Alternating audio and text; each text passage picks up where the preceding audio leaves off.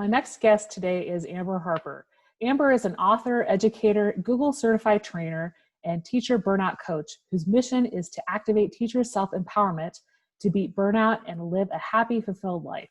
She is the founder of burnedinteacher.com, author of Hacking Teacher Burnout, and is obsessed with helping educators go from burned out to burned in. She also hosts a weekly podcast dedicated to action, inspiration, and support for teachers dealing with teacher burnout called the Burn-In Teacher Podcast.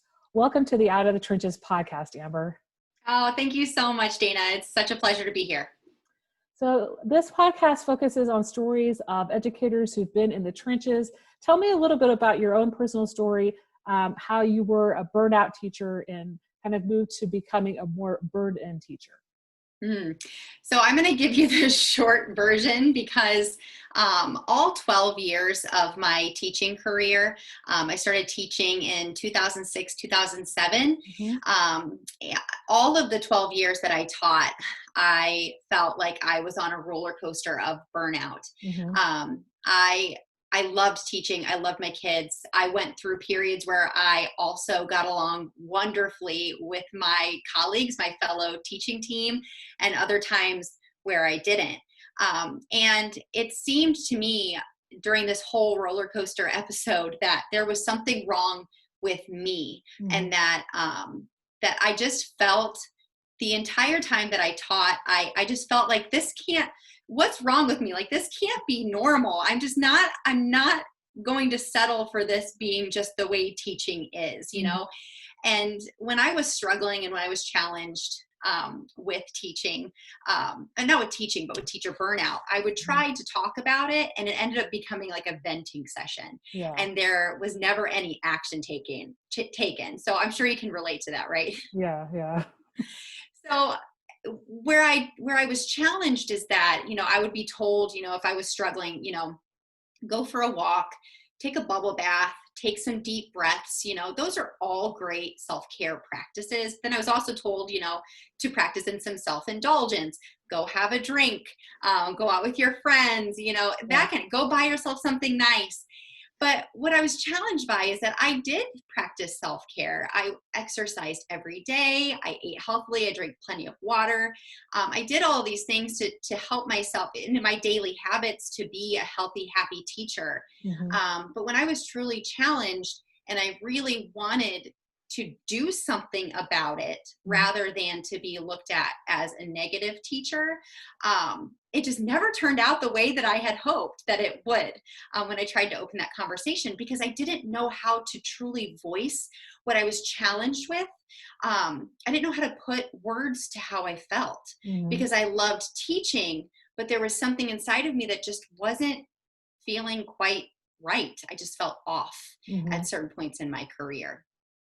Oh, go ahead. No, you go ahead. You're fine. Well, I think a lot of teachers, feel that way at some point in their career. And, more and more nowadays, we're recognizing that teacher feels like there's something wrong. But I could see myself in that story, right? Because a lot of time you don't have that support system. You're afraid to reach out to your colleagues because, you feel like you're less than competent sometimes if you think that there's something wrong with you, right? So I think a lot of people can identify themselves in the story that you're talking about, and how, you were taking care of yourselves, you were taking time out and not getting overwhelmed with work. However, you wanted to improve yourself and do something more, right?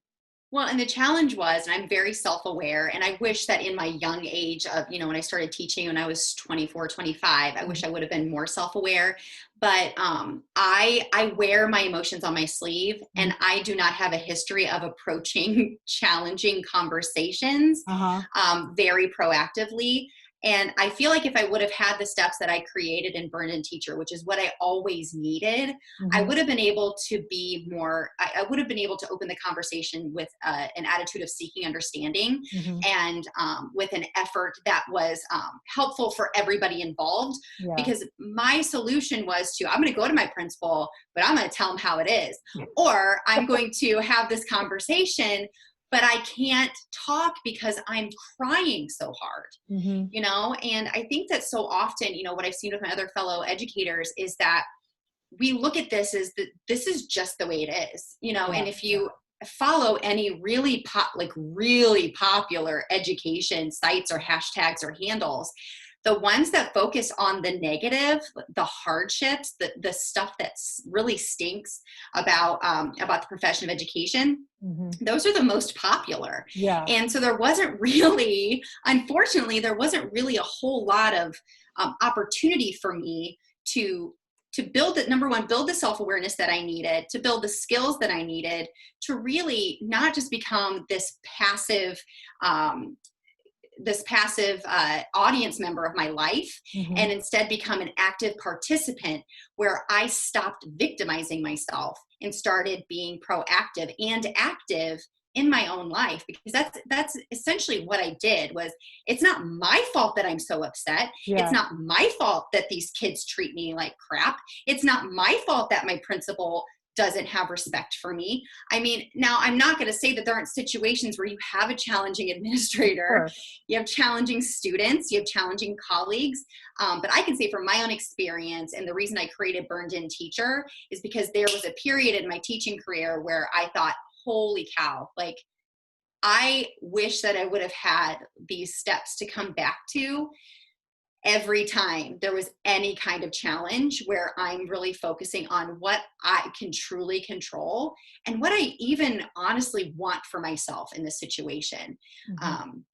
So again, you know, like you said in my intro, you know, I want to activate that teacher self-empowerment. I want teachers to go from being a victim of circumstance to a taker of chance, and also allow them to work through their burnout. I've even considered not talking about beating burnout, but growing through the burnout, because what I've learned is that burnout is truly an opportunity, and it's a call for change and action. Mm-hmm. And a lot of times when we get to that, what I've identified as stage 0 of burnout, Mm-hmm. we just don't see any other option but to quit. Yeah. Yeah. So I really created Burned In Teacher out of my own, it was really born out of my own burnout, because I was not happy with just being told, you know, join the club. This is just the way it is. Quit or move on, you know, and that doesn't sit well with me. And I think that teachers are stronger than that and smarter than that, than to, you know, wave the white flag right away when things get challenging, rather than looking at how much power we truly have and stepping into that and thinking Mm-hmm. about what the opportunities could come from that burnout. Mm-hmm.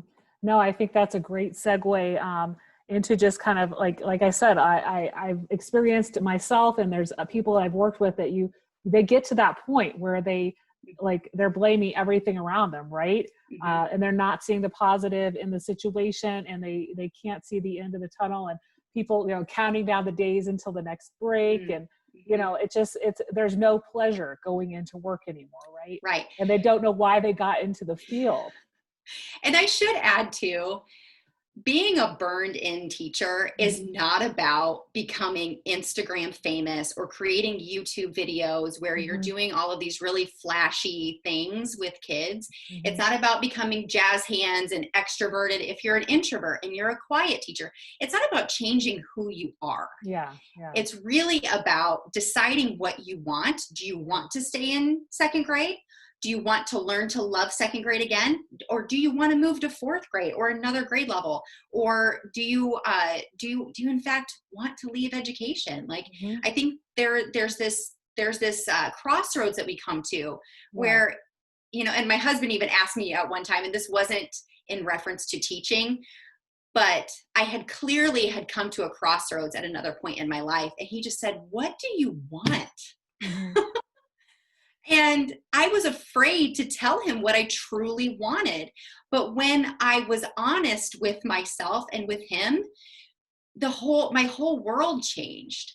And I think that that's what we need to allow ourselves. And I have it right here. You are capable and worthy of so many things, of being honest with yourself and taking control of your life and of your burnout. So sorry, I'm all hyped up now. So No, and I think that's a great point to really think about, because a lot of people just go year after year. They have the same job assignment. You know, they might be at elementary school and they're always assigned third grade. You know, I know some elementary schools shift people around and they explore different grade levels, but you might be at a high school, you've taught this science class for years, and you feel comfortable, but maybe changing schools will help get you a new perspective. So I think there's a lot of teachers that are kind of just set in their ways, either the way they teach or the environment, the school that they're in, the grade level that they're in, and they just don't see, like, looking at different options and exploring different things. And for me, it's just been that continuous learning, right? The learning, the going into the administration and just exploring that side of things as well, and looking at things from a different lens. But learning more about just how people react to situations and being in the education field. And I think we're all lifelong learners, and we learn just through experiences all the time. But I think an important point to give for those newer teachers, or those teachers that feel, we know the statistics of those teachers that are 3 to 5 years into the field, so many of them leave, right? And I think the important point is in this conversation to have is, like, stop and take a look at, like, is it the environment, is it the school, is it the grade level, right? Is there something that you can change before it, quote unquote, does you in? Because this is exactly the point where we could talk about burned in, because this is the point where you step into B, which is begin where you are. Is it okay if I interrupt you? So let's look at that name. So what led you to want to write about burned in instead of burned out, and why are you flipping the concept from out to in? So the story of burned in teacher actually started after I was in yet another bout of burnout. I had just started at a new district, in a new grade level. I was surrounded by a lot of people who didn't know me. It was just a really challenging situation for me. I had to change a lot of my old teaching style. I had to adjust to this new expectation that this new school and district had for me. And I was really, really challenged by it. And I was invited to go to a Google Summit in Franklin, Indiana. And I was so burned in when I came home, like in the van on the way. I wanted a badge. I wanted to become a Google certified educator. And I didn't know it then, but then I wanted to be a trainer. And I had I want to help teachers to get hyped up, just like I'm hyped up right now. Like, I want to be in this room leading this breakout session. And I want to help teachers to learn how to use technology the way that I was just inspired. And I thought, I've got to talk about this, because I'm telling you, I did not want to go. I was invited to go. It was one of those situations where it's like, I don't really want to, but it's a chance for me to get to know some people. I was invited, a little bit of that teacher guilt it was set in there, but I'm so glad that I did. It changed my life. It was like a light bulb went off, not only in what lit me up, which was educational technology and Google, which I still do today. I still do Google training, et cetera, especially at the beginning of the school year. And especially now with online learning and, all of the, teaching and learning from home. But I also was inspired to talk about my continued challenges with burnout. And on the way home from the conference, I had fallen asleep. I woke up and I thought, burned in teacher. And I called it burned in teacher because it was 180 degrees different from how I felt going out. I was so burned out, so sad, so frustrated. And now I was like ready for school, like today. And I thought, I'm going to blog about my experiences with burnout. I want to open the conversation. It's not going to be negative. I'm just going to be honest. And I cannot be the only one who feels this way. But I also wanted to blog about my experiences with bringing more Google Apps for Education. That's what it was, GAFE at that point. How I was bringing that into the classroom with my first graders. And I was so lucky. I worked in a one-to-one school with iPads, and we used technology every day. It was fantastic. And so I did. So I just started opening the conversation. I got an amazing response. And then I even have right here on my cell phone or my iPhone, I have voice memos of one day I was like, man, and actually it was in fact inspired by Matt Miller from Ditch That Textbook. Shout out to Matt Miller.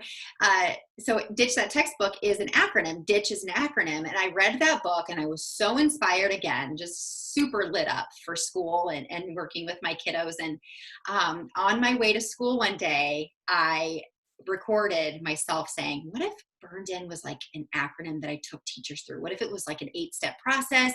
What Uh-huh. if B was like begin where you are, and U is like understand? Like I went through all of these, like just brainstorming what the letters could stand for. And over the weeks, it turned into burned in, an 8-step process to go from burned out to burned in.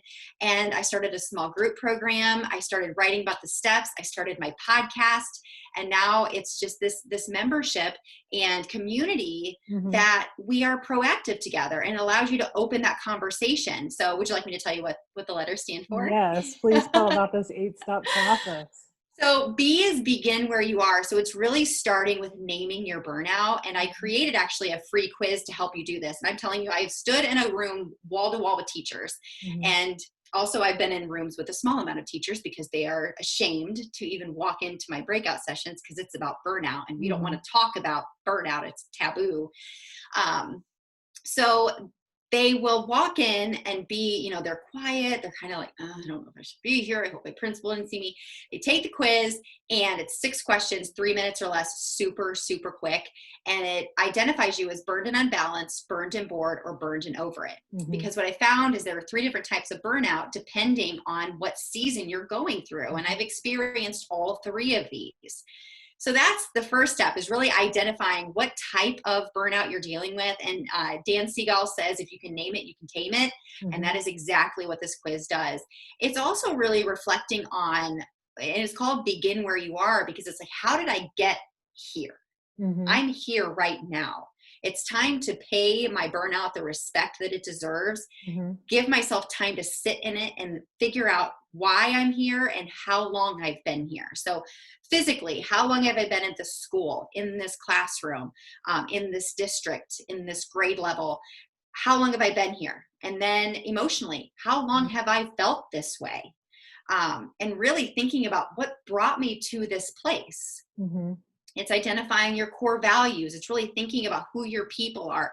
Who do you want to serve? Mm-hmm. Who is your why? Like, why are you doing what you're doing every day? Mm-hmm. And then you is understand your teacher brand. So it's really, that's where I built in that self-awareness practice that I needed so badly. What is it that, how do I behave? What do I say? Mm-hmm. What do people associate with my name? We build a brand as teachers. And if you think about, do you have kids, Dana? Mm-hmm. Okay. So, the teachers that they come and talk about in an excited, positive way, and a teacher they come home and complain about. That's a brand. Yeah. Your brand is based on repeated patterns of interaction. It's how you take care of yourself, your classroom, your content, how you handle challenge. It's how you conduct yourself in a staff meeting. Mm-hmm. That teacher that always has to get the last word in and the last question, right? Like you listeners out there, and I'm sure Dana, you just laugh, like, people have a brand, you carry it with you. Now, the good news is that brands can be changed, but it takes you being willing to have some gut check conversations and ask yourself some gut check questions. And again, allowing yourself and your students and your colleagues and even your family members to be honest with you about what they associate you with. Mm-hmm. And then that takes some work because your brand is whatever your people say it is. Yeah. And your people are typically, as a teacher, those are your students.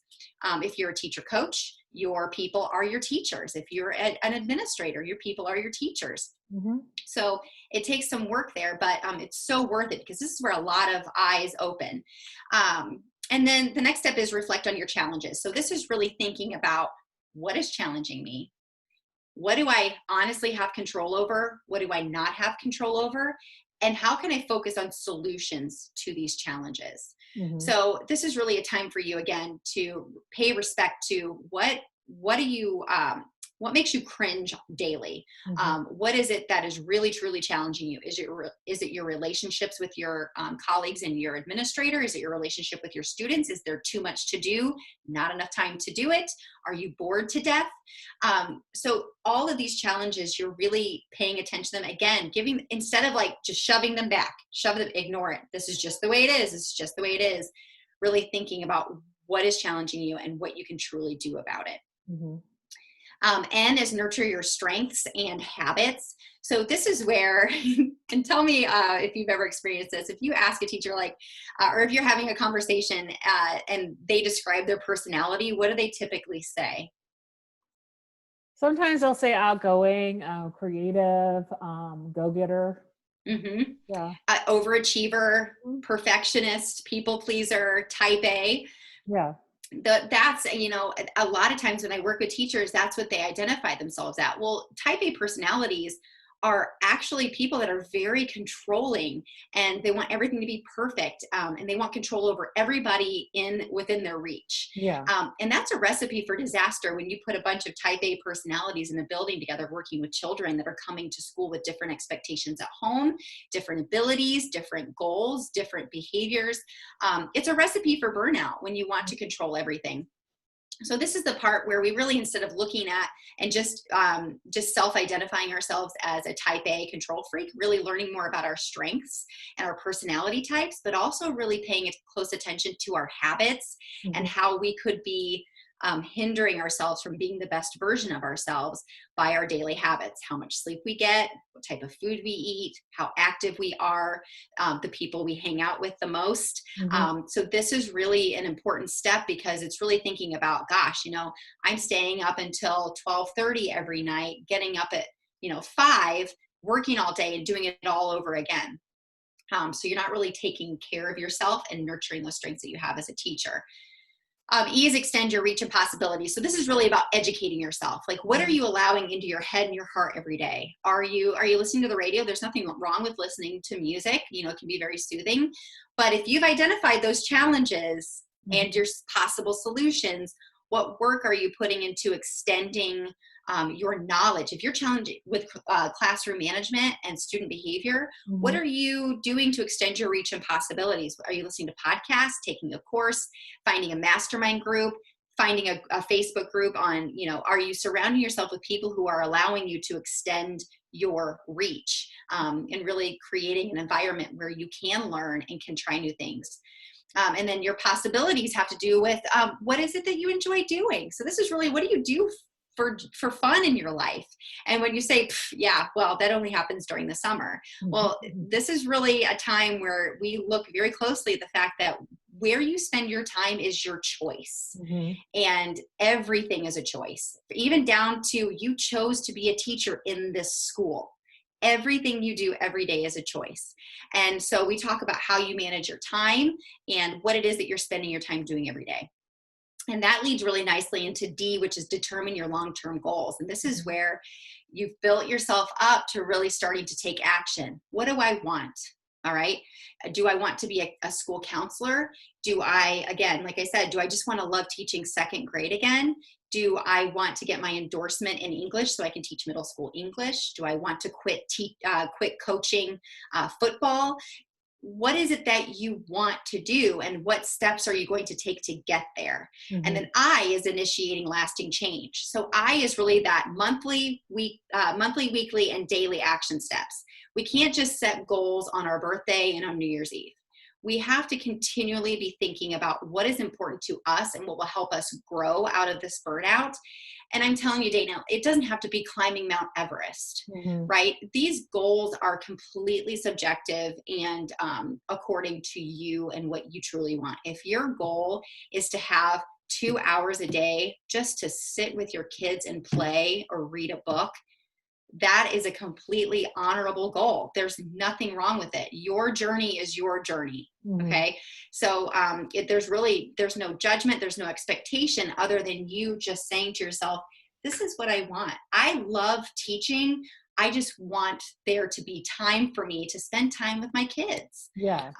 So it's really then, okay, what are you doing daily to make that happen? What things are you changing about your instruction and your grading practices so that you aren't having so much work to do every day? Yeah. And And I then think, N is, yeah. sorry, go ahead. I Yeah. think with the goals piece, a lot of teachers, they just focus on their professional goals. They Mm-hmm. don't think of the personal goals, and Mm-hmm. making those personal goals, whatever it is, like Yeah. running a marathon or, losing this amount of weight or whatever it is, Yeah. that is going to help you be a better teacher, right? So Yes. it, Yeah. And sometimes we look at personal goals a lot of times about, physical health, fitness, things like that. But there are also goals like maybe you and your family have talked about taking a trip for years and it just has never happened. And now all of a sudden your son's a senior Yeah. and it's now or never.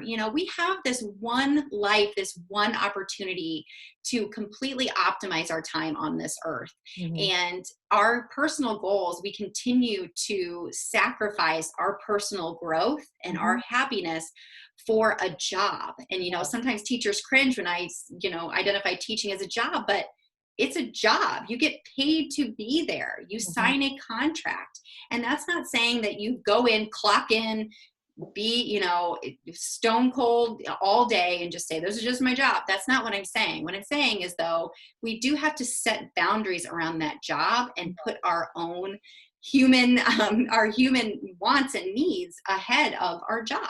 Hmm. And then never settle is the last N. So that's really just putting burned in into practice, whether you have a small hardship or a global pandemic, Hmm. really thinking about, okay, let me step back here because my president's saying this thing, my superintendent's saying this, the public is saying this, my fellow teachers are saying this. Okay, how long have I been feeling this way? Well, since about February 29th. Okay, so what have I done? Who are my people? What are my core values? And then going through that whole process again. How would somebody with my brand behave on social media when Hmm. addressing this? How would someone with my brand prepare myself for this challenge? Okay, what are my true challenges here? What can I control? So it's just going through that whole burned in process whenever you are faced with something that maybe in the past you would have blown up and possibly not handled a situation in a very professional manner, or you would maybe become a victim again.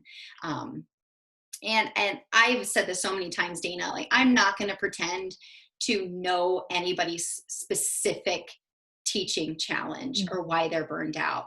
There's so many different reasons for burnout. There are so many different reasons that people are doing what they're doing, where they are doing it. But it all comes with the realization that we cannot continue to sit in this teacher misery and accept it as our eternal reality. Yeah. And I think the point you bring about the social media, who gets the most retweets, who gets the most likes on some social media. What Mhm. I've been noticing just in the recent week, a lot of people reacting to DeVos, and nobody likes her, Mhm. but Mhm. people can step away from somebody that they know doesn't know what they're talking about and realize, they're in their own personal situation, in their own district, their own Mhm. community, and their own Mhm. community is making their own plans. But Right. there's this huge outpouring right now on social media about how people are reacting to the governmental, decisions when they're not the ones who are really making the decisions. So I think, everybody can get sucked into negativity of some sort of another, whether it's in the building or on social media, but it's Mhm. how you choose to react to that. And if you choose to have that bring you down rather than see things from the perspective of, your particular area and what they're doing in your area. Exactly. Exactly. I actually was on Instagram this morning on my stories, Mm-hmm. and I mentioned something about this. Like you retweeting people's tweets, calling out, people that are making decisions for us that don't know what it's like to be in a class full of 30 first graders. Mm-hmm. Like you retweeting blasts back at them, I encourage you to share your voice to people that actually matter and Yeah. that will actually be making decisions for you specifically. Mm-hmm. And then you need to choose how you're going to spend your day, because you're not going to change your reality by sitting on social media every day and liking and retweeting and resharing, and that is, again, that's another choice that you get to make. Burned out teachers will sit in that negativity. Burned in teachers will say, this sucks. I Yeah. agree with this. I'll share this, but now I'm going to go live my life and possibly do a little bit of planning, knowing that the plans might not work out the way I Yeah. planned. So Yeah. I'm not going to put too much work into it right now because it could change tomorrow.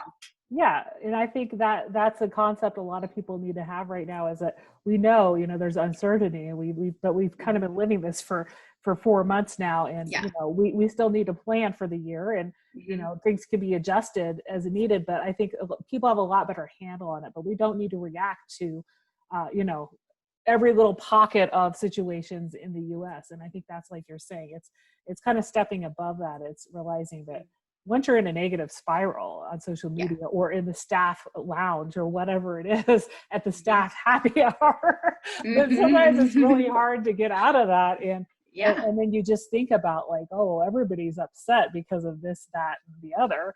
And people aren't able to enjoy, what got them into the profession in the first place. Well, and you tap into a really important part of understand your teacher brand, which is really paying attention to who you're paying attention to and who you spend your time with. Yeah. Because if you call your teacher bestie Sally and do nothing but and then she does that back to you, there are no solutions involved in that. Yeah. But if you can involve yourself in a group of teachers who will help you to bring your blood pressure down rather than up. I've said this now for a while. If you have a conversation with somebody about a challenge you're having and your blood pressure is higher when you leave the conversation than when you started it, you are having the wrong conversation with the wrong person. And I understand venting is healthy. You have to talk about what's happening in your life and what's frustrating you. But you also have to have a place where you find that it has become a habit to stop there and instead focus on, okay, this is ridiculous. I cannot believe this is happening. And it's not just happening to you, it's happening. And be talking about ways that you can solve that challenge, whether it be, who do I need to have a hard conversation with? Who do I need to go sit down and get the real answers to these questions? Because there's room for a lot of misinterpretation and unneeded frustration in education, because there's so many rungs to this ladder of, superintendent to principal, to assistant principal, to coach, to, so there's a lot of room for misinterpretation. And sometimes I think we forget that we have a voice and we are worthy and capable of seeking true understanding before we allow ourselves to get worked up and frustrated and burned out.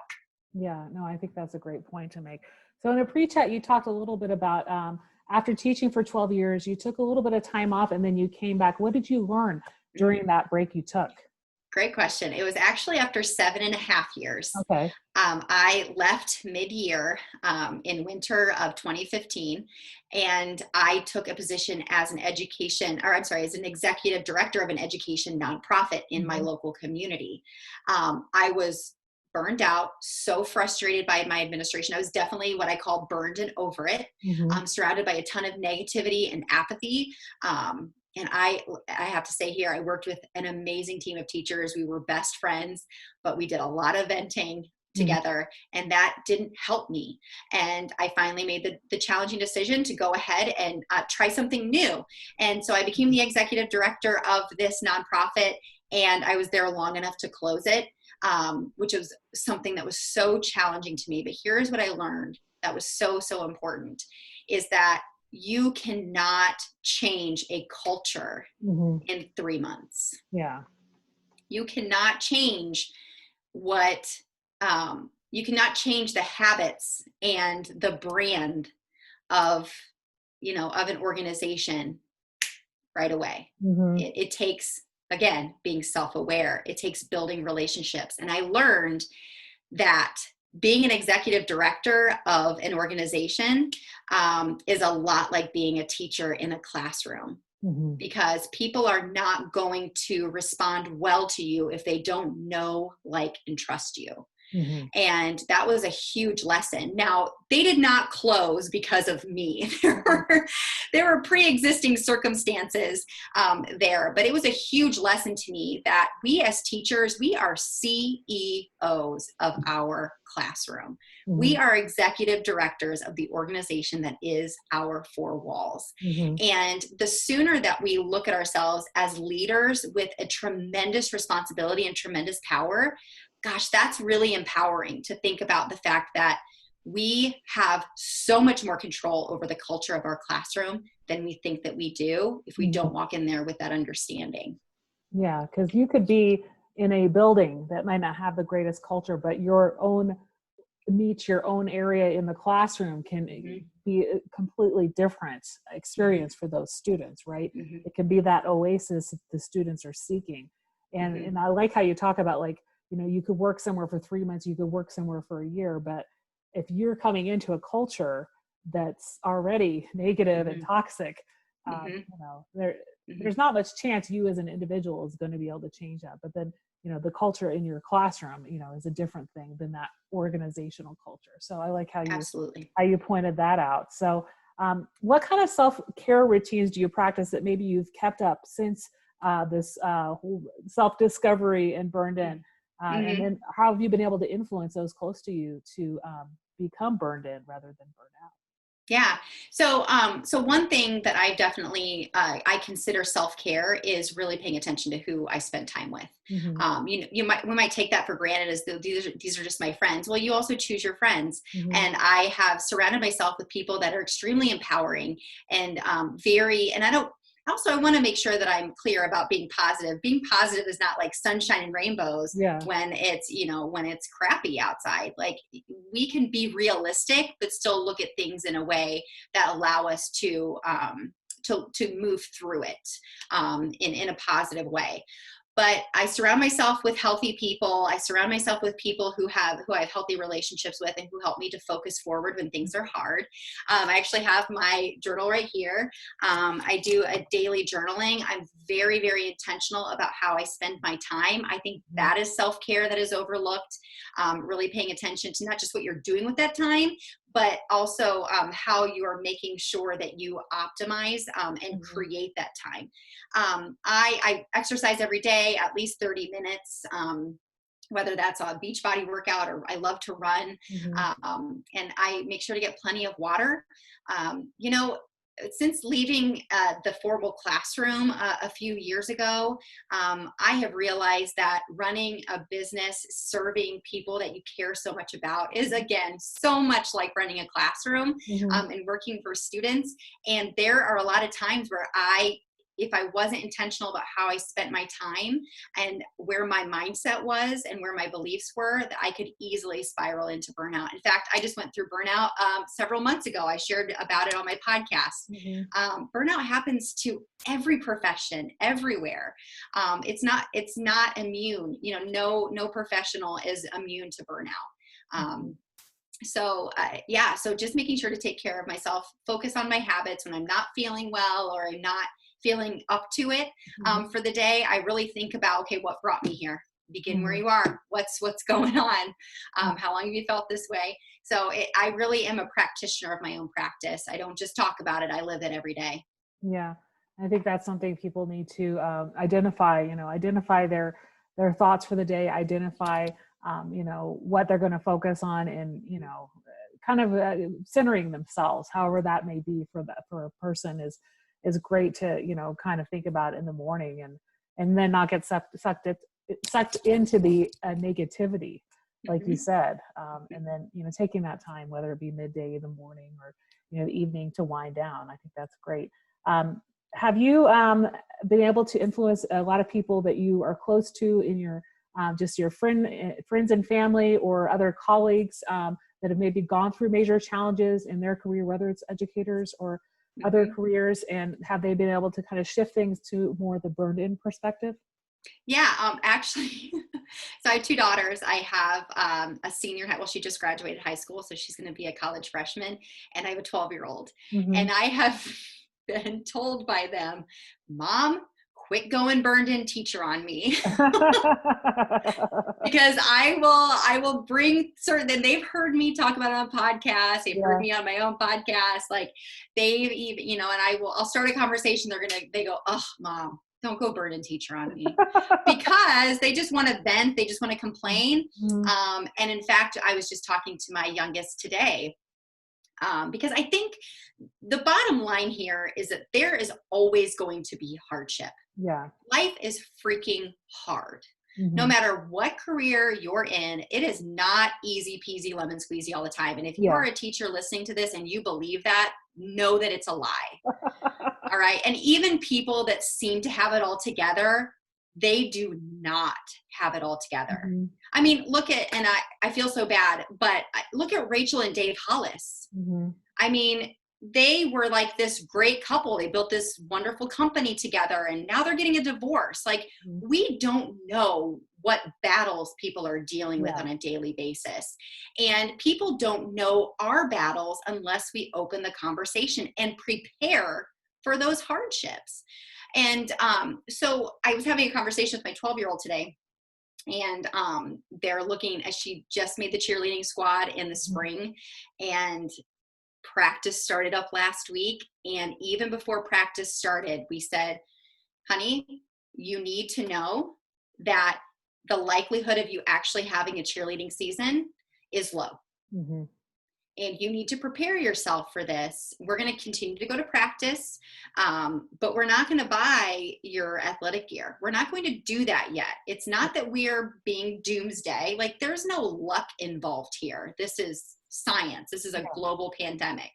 So there's no need in fooling ourselves to say the season could get canceled. In fact, you may not even start school at school. As much as people are talking about it, it probably won't happen. And if it does, great. But if it doesn't, we need to mentally prepare for this hardship.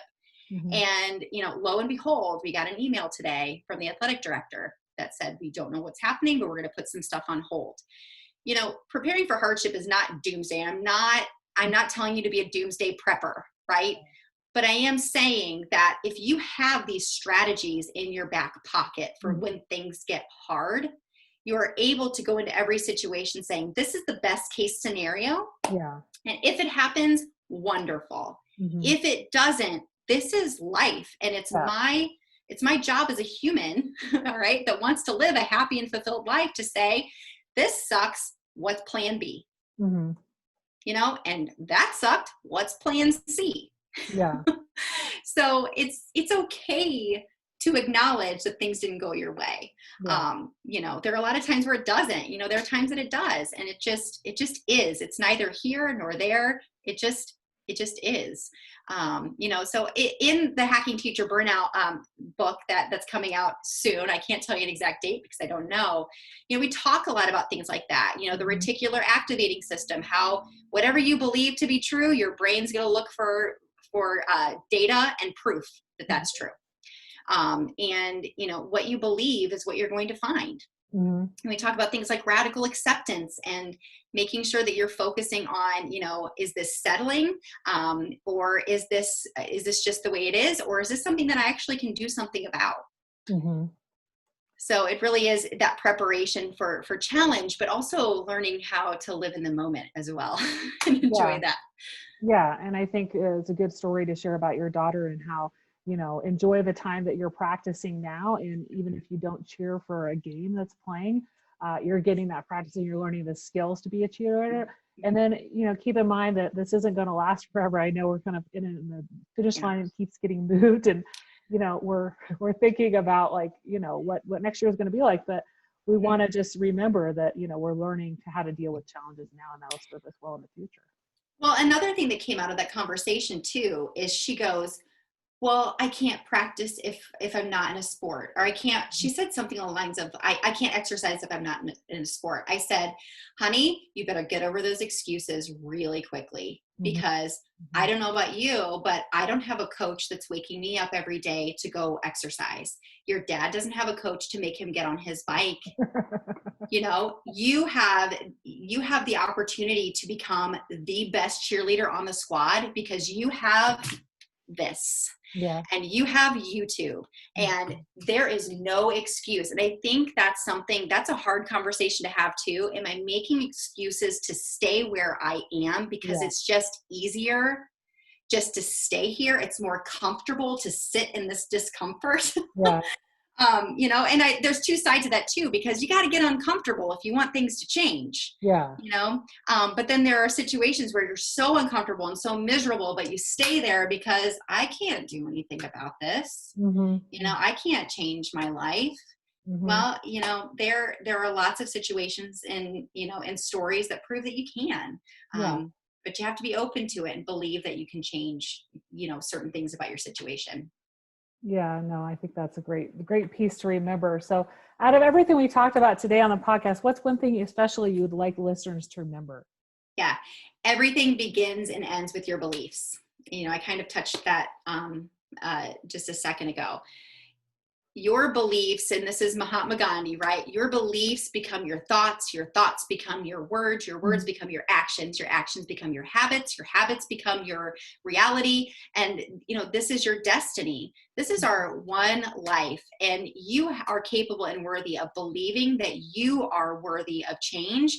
You are worthy of having hard conversations, both with yourself and people that you need to talk to about how you're feeling. Mhm. No, like I said, nobody is immune to burnout.